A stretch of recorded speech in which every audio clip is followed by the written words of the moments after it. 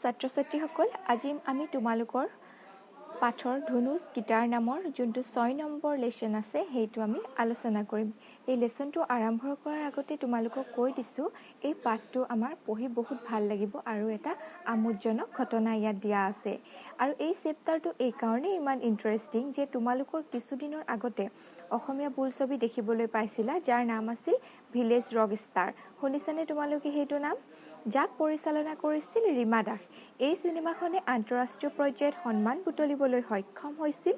বাস্তৱ জীৱনৰ ওপৰত ভিত্তি কৰি গঢ়ি উঠা এই ছবিখনৰ বিষয়ে আজি আমি এই পাঠটোত পঢ়িবলৈ পাম। আহাচোন এতিয়া আমি ইয়াত কিনো আছে তাক আলোচনা কৰোঁ। এতিয়া আমি প্ৰথমেই চাব লাগিব এই বক্সটোত থকা কথাখিনি। ইয়াত কি কৈছে চোৱা, What do you want to be when you grow up? যেতিয়া তোমালোক ডাঙৰ হ'বা তেতিয়া তোমালোকে কি কৰিব বিচাৰিবা? মানে গ্ৰ' আপ মানে কি বাঢ়ি যোৱা, ডাঙৰ হোৱা। তোমালোকে যেতিয়া ডাঙৰ হ'বা তেতিয়া তোমালোকে কি কৰিব বিচাৰিবা? The job that we do to earn money when we grow up is called a profession. যিটো কাৰ্য বা কাম আমি ডাঙৰ হৈ পইচা বা টকা উপাৰ্জন কৰিবৰ বাবে কৰোঁ সেই কামটোক আমাৰ প্ৰফেশ্যন, জীৱিকা বা বৃত্তি বুলি কোৱা হয়। Work with a friend who is sitting next to you.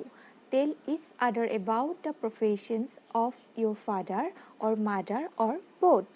এতিয়া তোমালোকক কৈছে তোমাৰ কাষত বহি থকা বন্ধুজনৰ লগত তোমাক এটা কাৰ্য কৰিবলৈ কৈছে। কি কাৰ্য কৰিবলৈ কৈছে? মা দেউতা বা দুয়োজনৰ জীৱিকাৰ বিষয়ে ইজনে আনজনক ক'বলৈ কৈছে। অৰ্থাৎ এইটো তোমালোকৰ গ্ৰুপ এক্টিভিটি। ইয়াত কি কৈছে চোৱা, work with a friends who is sitting next to you. তোমাৰ কাষত বহি থকা বন্ধুজনৰ লগত তোমাক এটা কাৰ্য কৰিবলৈ কৈছে। Tell each other about the professions of your father or mother or both. এতিয়া তোমালোকে মা দেউতা বা দুয়োজনৰ জীৱিকাৰ বিষয়ে ইজনে আনজনক লগত আলোচনা কৰা বা কোৱা। এতিয়া আমি তলৰ ছবিখনলৈ চাম। তাত কৈছে চোৱা, now look at the pictures below'. এতিয়া এই ছবিবোৰ চোৱা। They show' people who do different kinds of jobs. এই ছবিত থকা বিভিন্ন ব্যক্তিসকলে বেলেগ বেলেগ জীৱিকাৰ ছবি প্ৰতিফলিত কৰিছে। হাউ মেনি কেন ইউ আইডেণ্টিফাই? এতিয়া তোমালোকে ইয়াৰ পৰা কিমান আইডেণ্টিফাই বা চিনাক্ত কৰিব পাৰিলা? Write the professions under each picture. One has been down for you. এতিয়া তোমালোকে এই তলত যোনবোৰ খালী ঠাই আছে তাত তোমালোকে তেওঁলোকৰ প্ৰফেশ্যনৰ নামৰ বিষয়ে লিখা আৰু one has been down for you আৰু এটা তোমালোকৰ বাবে কৰি দিছে। বৰ্ডখন দেখিছা আৰু এজন ব্যক্তি দেখিছা, সেইজন কি? টিচাৰ। তেনেকৈ পাছৰগৰাকী কোন হয়? ডক্টৰ। তাৰ পাছৰজন পুলিচমেন, তাৰ পাছৰজন মিউজিচিয়ান, তাৰ পাছৰ ছোৱালীগৰাকী আমি কি হয়? তেওঁ এগৰাকী ইঞ্জিনিয়াৰ। পাছৰ মহিলাগৰাকী কেনেকুৱা লাগিছে? লেবৰেটৰীত থকা নিচিনা লাগিছে, হয়নে নহয়? তেওঁ এগৰাকী ৰিচাৰ্চাৰ।